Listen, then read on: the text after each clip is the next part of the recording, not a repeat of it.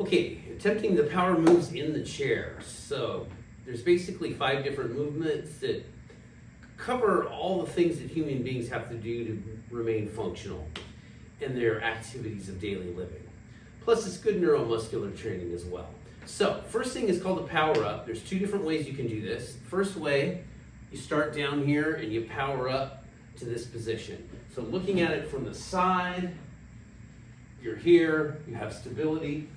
But I oftentimes, if the level of function from the person you're working with is good enough, I like to go all the way from seated position here to all the way up standing position, retracting the shoulder blades in. And you could also bring the arms up like that.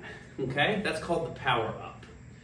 And generally we'll knock out 10 of those. And then we have the, basically the weight shift. We call it rock and reach. So you're gonna shift that weight and reach, shift the weight and reach. Now you see I'm getting a lot of hip extension here.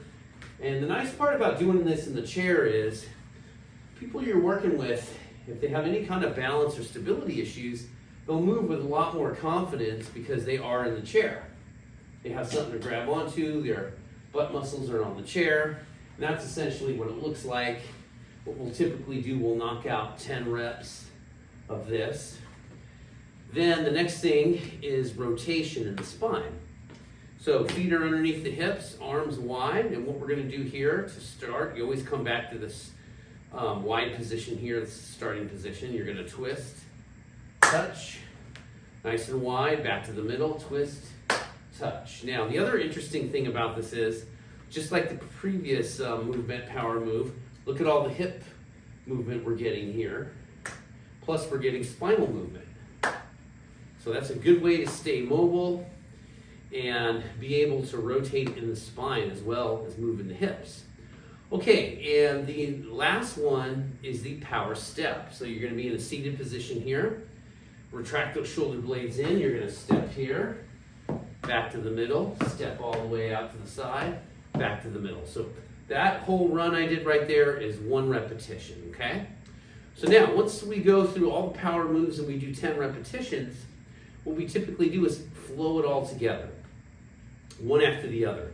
And the neat thing is, over time, if you do this consistently, it'll be almost like second nature. And then what you start doing is changing the order in which you do all the power moves. It's pretty interesting. So we're going to go ahead and do the flows in the sequence that I just showed you.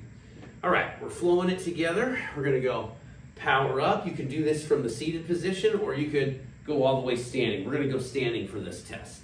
Power rock, power twist,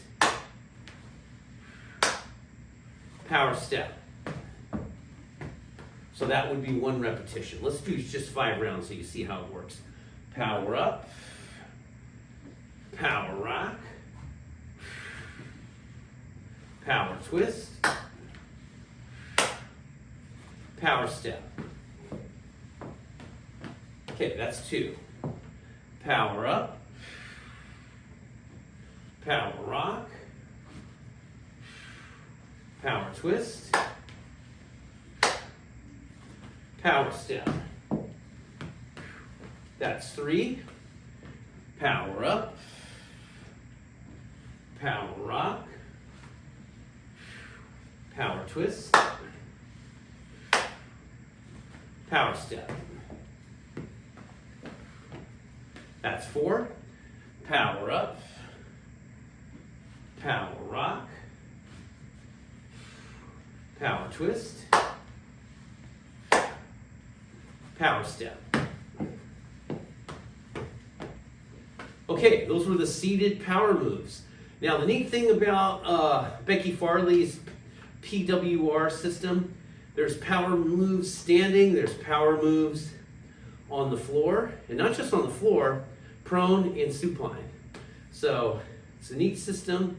What I'll do over time, I'll throw in more examples of Becky Farley's power moves. These are excellent for people with neuromuscular conditions, specifically Parkinson's, but not just limited to Parkinson's, and not just limited to people that have neuro issues.